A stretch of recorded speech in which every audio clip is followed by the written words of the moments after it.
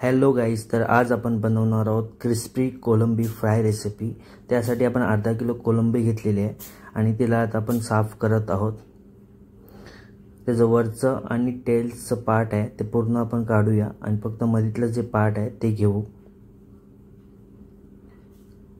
आणि त्यानंतर आता आपण पेस्ट बनवण्यासाठी आला, लसूण, कोथिंबीर, मिरची घेऊया, त्याची पेस्ट बनवू।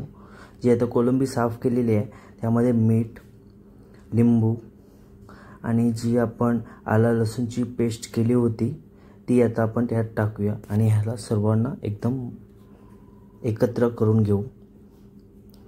आणि हे सर्व झाल्यानंतर आता आपण ह्याला मॅरिनेट होण्यासाठी ठेवू अर्धा तास। आता आपण पुढची प्रोसेस करूया। त्यासाठी आपण 2 चम्मच कॉर्नफ्लॉवर, 2 चम्मच मैदा घेतलेला आहे। त्यानंतर आपण घेतलेला आहे ब्रेड स्क्रब घेतलेला आहे। आता जो मॅरिनेट झालेला आहे त्यामध्ये आपण मसाला, हळद आणि मीठ टाकून त्याला पूर्ण एकदम असं मिश्रण करून घेऊया।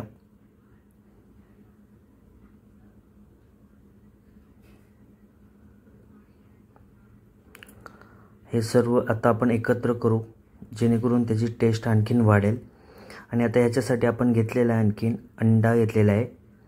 आता जी कोलंबी आपण मिक्स केलेली आहे त्याला आधी आपण मैदा आणि कॉर्नफ्लॉवरच्या जो मिश्रण आहे त्याच्यामध्ये मिक्स करू।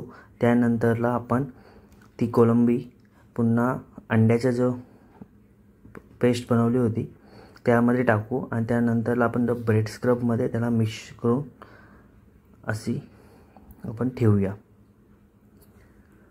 असे सर्व कोलंबीचे आपल्याला बनवायचे आहेत। 1 बाय 1 सर्व कोलंबीचा आपण बनवू। आणि सर्व कोलंबी एकत्र रेडी झाली की नंतरला मग गॅस गरम करून त्या तेलामध्ये सर्वांना फ्राय करून घ्यायचे। कोलंबी फ्राय व्हायला जास्त वेळ लागत नाही, हार्डली 2 ते 3 मिनिटांमध्ये कोलंबी फ्राय होऊन जाते। तर आता आपले हे सर्व रेडी झालेले आहेत कोलंबी।